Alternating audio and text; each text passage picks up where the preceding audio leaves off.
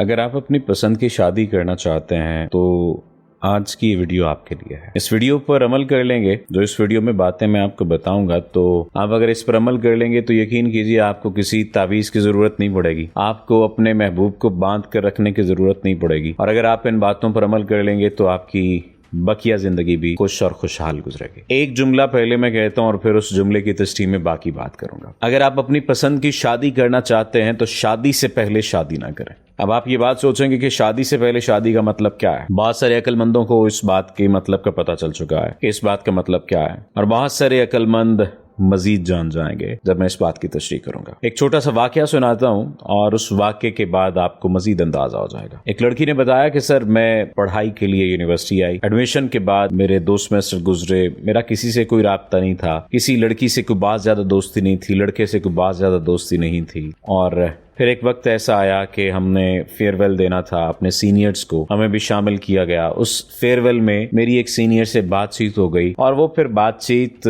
بہت زیادہ حد تک بڑھ گئی. اتنی بڑھ گئی کہ اس نے مجھے پرپوز کر دیا اور اس نے کہا کہ میں تم سے شادی کرنا چاہتا ہوں. اور ایک وقت ایسا آیا کہ اس نے مجھ سے فزیکل ہونے کا کہا اور کہا کہ ہم نے چونکہ شادی تو کر ہی لینی ہے تو کیوں نہ ہم پہلے ایک دوسرے کو اچھی طرح جان لیں، چھان پھٹک لیں، ہمیں اندازہ ہو جائے، چیزوں کا آئیڈیا ہو جائے. بہت ساری باتیں کی، بہت سارے وعدے کیے اور ایٹ دی اینڈ میں اس کے چنگل میں پھنس گئی. To cut short, at the end ہوا یہ کہ اس نے کہا کہ اب میرے گھر والے نہیں مان رہے. اور دیکھو تم بھی تو کوئی اتنی اچھی لڑکی نہیں ہو نا کہ تم نے اپنے گھر والوں کی اجازت کے بغیر بھی تو مجھ سے تعلق بنایا تھا. میں تو ٹھیک ہے برا ہوں ہی ہوں، لیکن تم بھی تو کوئی دودھ کی دھلی نہیں ہو. جب ان کی آپس میں لڑائی ہوئی تو وہ پھر اس کی عزت اتارنے پر آ گیا. اس نے کہا کہ تم بھی کوئی دودھ کی دھلی نہیں ہو، اور اگر اتنی اچھی ہوتی تم بھلا شادی سے پہلے یہ سب کچھ کر رہی ہوتی. وہ لڑکی روتی ہوئی میرے پاس آئی. اس نے مجھے بتایا، اس نے کہا کہ سر یہ ہو گیا ہے، میں اس شخص کے ساتھ اب شادی نہیں کرنا چاہتی کیونکہ اس نے بہت ظلم کیا ہے میرے اوپر اور اس نے بڑی زیادتی کی ہے. میں اس کے ساتھ شادی نہیں کرنا چاہتی. میں یہ چاہتی ہوں کہ ایک تو یہ روئے اور دوسرا یہ چاہتی ہوں کہ میں اپنی زندگی میں آگے بڑھ جاؤں. میں نے کہا کہ اگر آپ رلانا چاہتے ہیں تو پہلا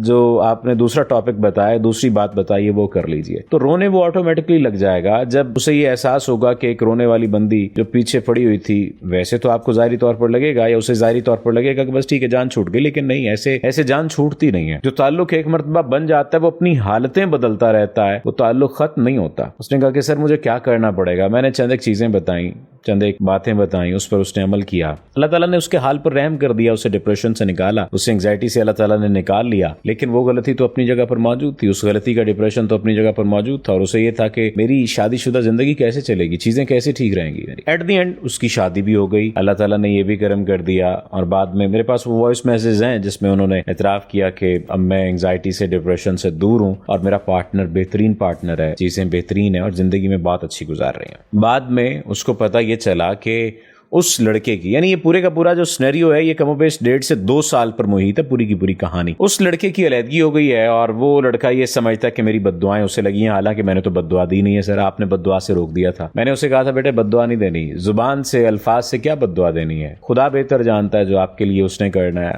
وہ بہتر جانتا ہے اس نے کیا کرنا ہے. اب یہ سارا واقعہ جس انداز سے گزرا، اب وہ واپس آیا، وہ رویا. اب یہاں پر ان لوگوں کے سوال کا جواب بھی ہے کہ سر کیا ہمیں انتظار کرنا پڑے گا، کیا ہمیں صبر کرنا پڑے گا لوگوں کا انجام دیکھنے کی خاطر. دیکھیں پہلی بات تو یہ کہ آپ انجام دیکھنے والے کون ہیں، آپ تو خود پروسیس کا حصہ تھے. تو اس لیے وکٹمائزیشن والا جو سیلف وکٹمائزیشن ہے وہ تو نہ کیجیے. آپ تو خود اس گیم کا حصہ تھے، آپ تو خود اس پروسیس کا حصہ تھے.